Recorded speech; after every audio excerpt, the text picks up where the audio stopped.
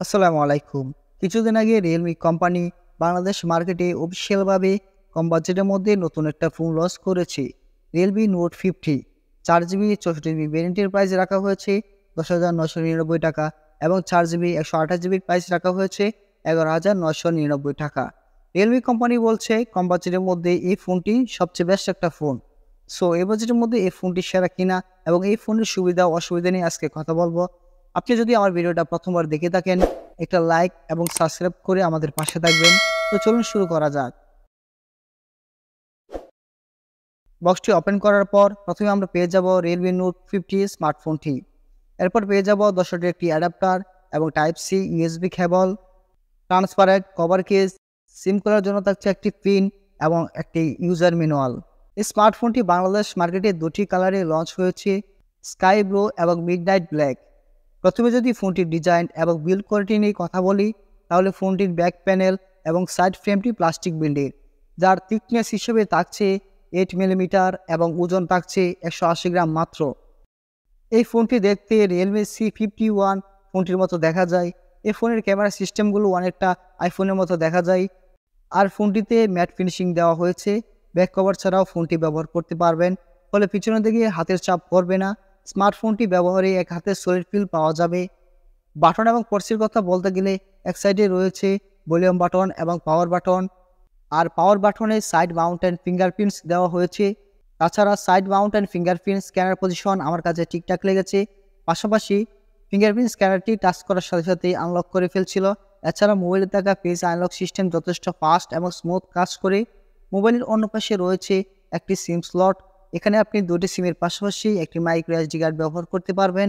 আর এই ফোনের নিচের দিকে থাকছে USB type C port, primary microphone, main speaker এবং 3.5mm হেডফোন জ্যাক পোর্ট। এখন কথা বলা যাক এই ফোনের ডিসপ্লে নিয়ে।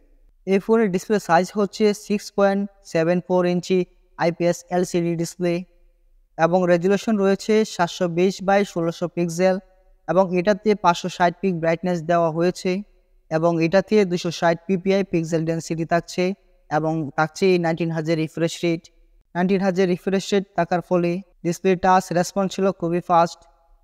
এইচডি প্লাস ডিসপ্লে হওয়া সত্ত্বেও কালার কোয়ালিটি ছিল মোটামুটি অনেক ভালো, তবে এখানে শার্পের কিছুটা ঘাটতি রয়েছে।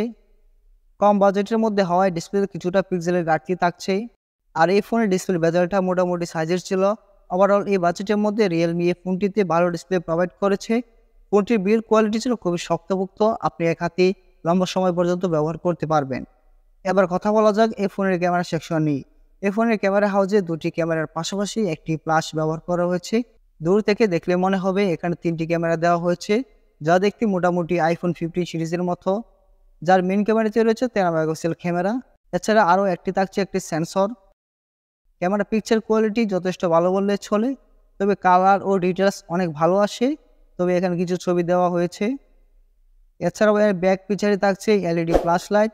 পাশাপাশি Realme Note 50 এই ফোনটিতে সামনে পেয়ে যাচ্ছেন ফুল ডিসপ্লে, যার উপরে অংশে মাঝ বরাবর পাঁচ হোলে বসানো থাকছে সেলফি ক্যামেরাটি।